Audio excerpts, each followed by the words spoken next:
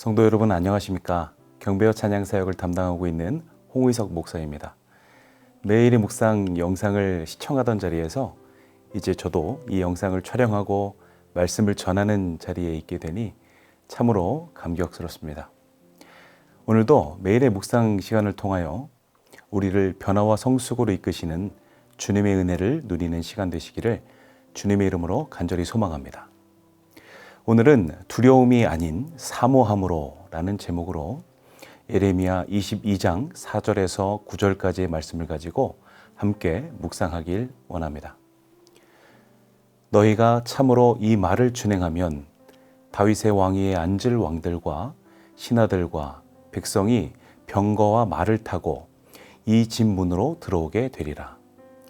그러나 너희가 이 말을 듣지 아니하면 내가 나를 두고 맹세하노니 이 집이 황폐하리라. 여호와의 말씀이니라. 여호와께서 유다 왕의 집에 대하여 이와 같이 말씀하시니라.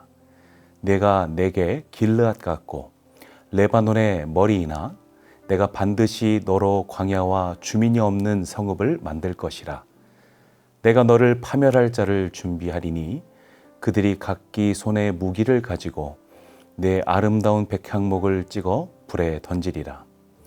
여러 민족들이 이 성읍으로 지나가며 서로 말하기를 여호와가 이 큰 성읍에 이같이 행함은 어찌 됨인고 하겠고, 그들이 대답하기는 이는 그들이 자기 하나님 여호와의 언약을 버리고 다른 신들에게 절하고 그를 섬긴 까닭이라 하셨다 할지니라.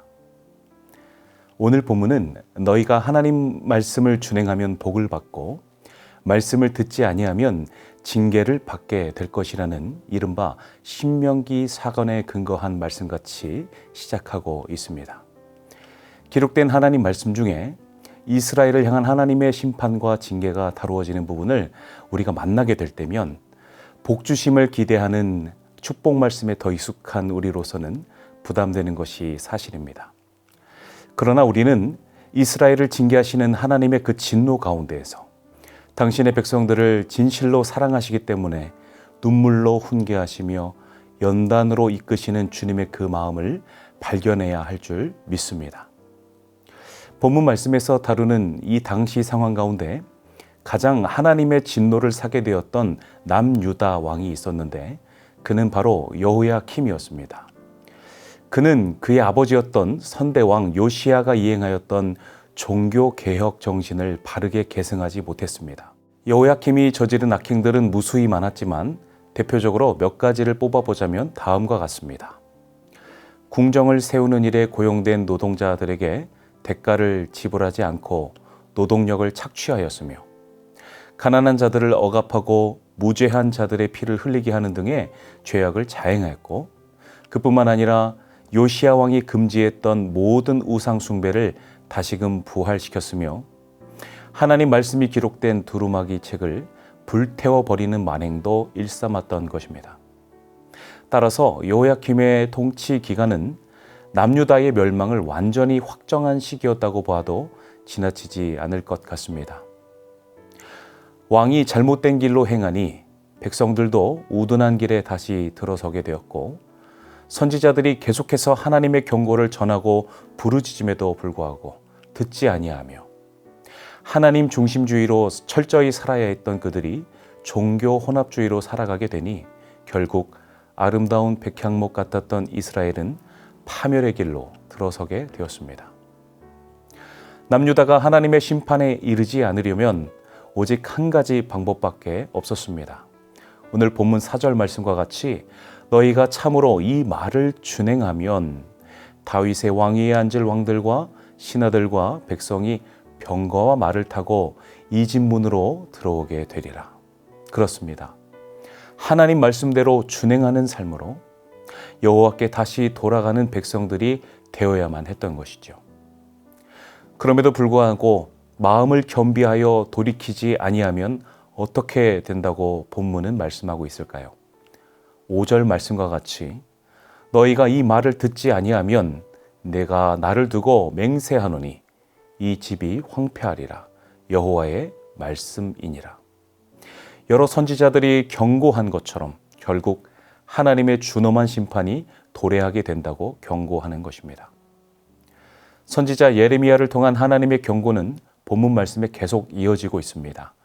8절과 9절 말씀에 보니 언약을 저버리고 경고의 말씀을 듣지도 아니한 유다가 멸망당하여 훗날 여러 민족들이 이 성읍으로 지나가며 서로 말하기를 여호와가 이 큰 성읍에 이같이 행함은 어찌 됨인고 하겠고 그들이 대답하기는 이는 그들이 자기 하나님 여호와의 언약을 버리고 다른 신들에게 절하고 그를 섬긴 까닭이라. 이렇게 심판을 겪고 난 뒤 비로소 왜 우리가 하나님께 징계를 받아 멸망당해야 했는지 뒤늦게 교훈을 얻는 일이 일어나게 된다는 것이죠. 사랑하는 성도 여러분, 오늘 이 말씀을 통해서 우리가 하나님의 진심을 좀 깨달을 수 있으면 좋겠습니다. 하나님이 이스라엘을 향해 계속 경고하시고 끝내 징계하시며 이스라엘 백성에게 있어서 구속의 은총을 누리도록 허락하셨던 그토록 아름다운 솔로몬 성전까지도 무너지게 하신 이유는 자신의 백성들을 미워해서 징계하신 것이 아니라 진심으로 그들을 사랑하셨기 때문이었습니다. 히브리서 12장 10절과 11절 말씀에 그들은 잠시 자기의 뜻대로 우리를 징계하였거니와 오직 하나님은 우리의 유익을 위하여 그의 거룩하심에 참여하게 하시느니라.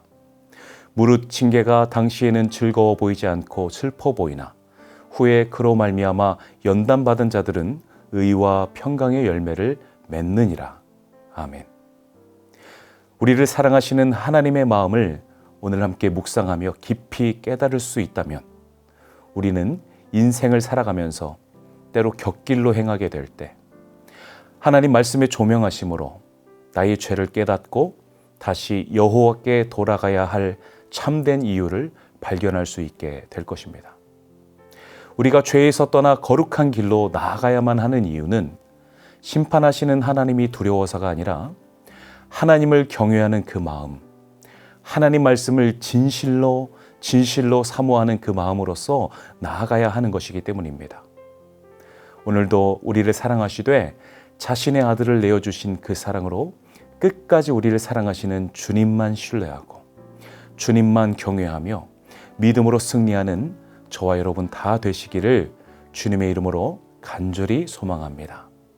기도하시겠습니다. 감사하신 하나님, 우리를 사랑하셔서 복된 자녀 되게 하시려고 늘 말씀으로 우리를 교훈하여 주심에 감사드립니다. 때론 우리가 하나님의 징계를 받아 슬픔과 낙심에 이르지만 결국 이 징계는 우리를 미워하심이 아니라 우리를 너무나도 사랑하셔서 의와 평강의 열매를 맺게 하실 하나님의 놀라운 계획이었음을 발견하는 우리 모두가 되게 하여 주옵소서. 우리는 연약하여서 주님 말씀 순종하지 않고 내 주관대로 길을 행할 때도 있습니다. 그러한 우리를 불쌍히 여겨주시고 하나님께 다시 돌아와 우리를 낫게 하시고 싸매 주시는 주님의 은총을 만나는 인생 되게 하여 주옵소서. 오늘도 말씀으로 충만한 삶 되도록 우리를 인도하시는 주님을 찬양하며 예수 그리스도 이름으로 기도드리옵나이다. 아멘.